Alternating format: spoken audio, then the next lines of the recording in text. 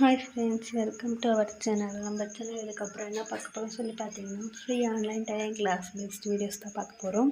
நீங்கள் வீட்டிலேருந்து ஈஸியாக வந்து என்னோடய வீடியோஸ் பார்த்து நீங்கள் வந்து கற்றுக்கலாம். இது வந்து பார்த்தீங்கன்னா என்னுடைய ஆல்மோஸ்ட் வீடியோஸ் வந்து பார்த்திங்கன்னா இன்ச்சு டேப் வச்சு நான் வந்து சொல்லிக் கொடுக்குறேன். இன்ச்சு டேப் இல்லாமலுமே வந்து பார்த்திங்கன்னா நான் வந்து சொல்லிக் கொடுக்குறேன். எடுத்தோடனே வந்து பார்த்திங்கன்னா ப்ளவுஸ் சுடிதார்ஸ் வந்து ஸ்டிச் பண்ண போகிறது கிடையாது. இப்போ வந்து பார்த்திங்கன்னா சீசர் வந்து நான் எந்த மாதிரி சீசர் வந்து யூஸ் பண்ணுறேன்னு வந்து சொல்கிறேன். நான் வந்து இந்த மாதிரி சீசர் வந்து கொஞ்சம் கம்ஃபர்டபுளாக இருக்கிறனால அதை யூஸ் பண்ணுறேன். உங்கள்கிட்ட எந்த மாதிரி சீசர் இருக்கோ நீங்கள் அந்த மாதிரி வந்து யூஸ் பண்ணிக்கலாம். இப்போ டே வந்து ஸ்டார்ட் பண்ணியிருக்கேன். த்ரெட்டு வந்து பார்த்திங்கன்னா ரொம்பவே முக்கியம். த்ரெட் வந்து பார்த்திங்கன்னா ரொம்ப பழைய த்ரெட்டாக இருக்கக்கூடாது. நம்ம ஸ்டிச்சிங் பண்ணும்போது வந்து பார்த்திங்கன்னா கட் ஆகணும். எல்லாமே எக்ஸஸாக நம்ம த்ரெட்டு அண்டு பாபின் கேசஸ் வந்து நம்ம வாங்கி வச்சுக்கணும். நான் மார்க்கர் வந்து யூஸ் பண்ணுறதில்ல, சாக் பீஸ் தான் வச்சு நான் வந்து மார்க் பண்ணிக்கிறேன்.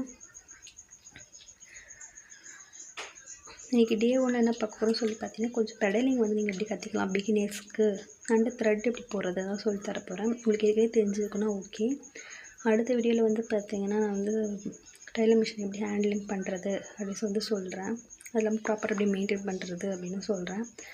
பெடலிங் பண்ணுறப்ப நம்ம வந்து பார்த்திங்கன்னா அந்த ஹேண்டில் இருக்குது பார்த்திங்களா, அதை வந்து நம்மளுக்கு வந்து ஃப்ரண்ட் சைடு வந்து சுற்றணும். அப்போ தான் தையல் வந்து கட் ஆகும், த்ரெட் கட் ஆகாது, ஸ்டிச்சிங் ப்ராப்ளம்லாம் வராமல் இருக்கும். இது வந்து ஃப்ரண்ட் கேமரானால இந்த மாதிரி தெரியுது. நீங்கள் வந்து பாதம் வந்து அந்த பெடலிங் மேலே வச்சுட்டு அழுத்த எதுவும் ப்ரெஸ் பண்ணக்கூடாது. கையில் இதுமாரி மூவ் பண்ணும்போது அது வந்து நல்லா வந்து நம்மளுக்கு வந்து அந்த ஃபீல் வந்து நல்லா வந்து ஆகும். முன்னாடி பின்னாடி அதை வந்து மூவ் ஆகிறது.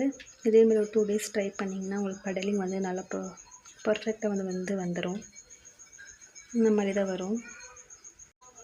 இந்த மாதிரி தான் ஒரு 2 days ட்ரை பண்ணுங்கள். அடுத்து வந்து பார்த்திங்கன்னா மிஷின் வந்து நம்ம கண்ட்ரோலுக்கு வந்து கண்டிப்பாக கொண்டு வரணும். அப்போ தான் உங்களுக்கு எந்த ப்ராப்ளம்னாலும் டக்குனு அவங்களால கண்டுபிடிக்க முடியும். ஓல்டு மிஷினாலும் சரி, நியூ மிஷினாலும் ஓகே.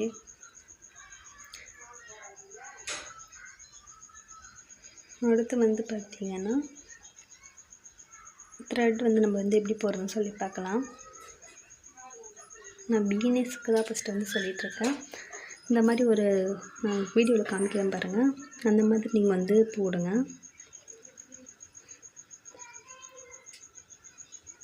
டே 1 டே 2 கண்டினியூஸ் இதுக்கப்புறம் வீடியோஸ் வந்து வரும். உங்களுக்கு ஏதாவது வந்து டவுட்ஸ் வந்து இருக்குது, ஏதாவது ஸ்டிச் பண்ணணும் அப்படின்னாலும் மறக்காமல் கமெண்ட் பண்ணுங்கள்.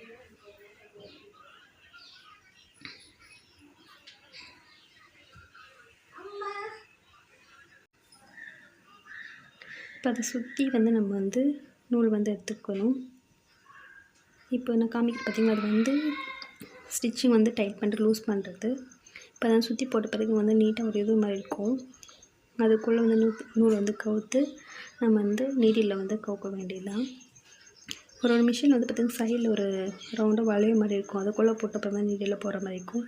என்னோடய மிஷினில் வந்து அது இல்லை, அதனால் நான் வந்து அதை அப்படி ஸ்ட்ரெயிட்டாக நீடிலுக்குள்ளே வந்து நான் கொண்டு வந்துடுறேன். இப்படி தான் நூல் வந்து போடணும். நம்ம ஷாப்பில் கூட இல்லைன்னா போய் டைலரிங் கற்றுனா கூட ஃபஸ்ட்டில் நமக்கு ஒரு 2 daysக்கு வந்து பார்த்திங்கன்னா மிஷின் வந்து நம்ம கண்ட்ரோலுக்கு கொண்டு வரணும். ரெண்டாவது வந்து த்ரெட் போடுறத ஒரு 2 days 3 days வந்து சொல்லி கொடுப்பாங்க. இப்போ வந்து பாபினில் வந்து பார்த்திங்கன்னா நூல் வந்து நம்ம ரைட் சைடில் வந்து இருக்கணும். வெளியில் வந்து ரைட் சைடில் இருக்கணும். நடுவு சென்டரில் ஹோல்ஸ் இருக்குது பார்த்திங்கன்னா, அதுக்குள்ளே இருக்கக்கூடாது. அந்த மாதிரி இருந்தால் கூட தையல் வந்து வராது, ஸ்டிச் ப்ராப்ளம் வந்து வரும். எப்பவுமே இந்த மாதிரி இருக்கிற மாதிரி பார்த்துக்கோங்க. நீங்கள் இது உங்களுக்குலாம் ஆல்ரெடி தெரியும்னாலும் ஓகே. மிஷின் பற்றி நமக்கு எல்லா பார்ட்ஸை பற்றி நமக்கு கிளியராக தெரிஞ்சால் தான் ஸ்டிச்சிங் பண்ணுறப்ப எந்த ப்ராப்ளம் வந்து ஈஸியாக நம்ம வந்து அதை சால்வ் பண்ண முடியும். அடுத்த நெக்ஸ்ட் கிளாஸ்ன்னு பார்த்திங்கன்னா நான் டைலர் மிஷின் வந்து ப்ராப்பராக எப்படி மெயின்டைன் பண்ணுறது அண்ட் சர்வீஸ் நம்ம எப்படி வீட்டிலே பண்ணிக்கலாம் அப்படின்ட்டு சொல்லி தான் பார்க்க போகிறோம். ஓகே ஃப்ரெண்ட்ஸ், அடுத்த வீடியோவில் சந்திக்கலாம். பாய்.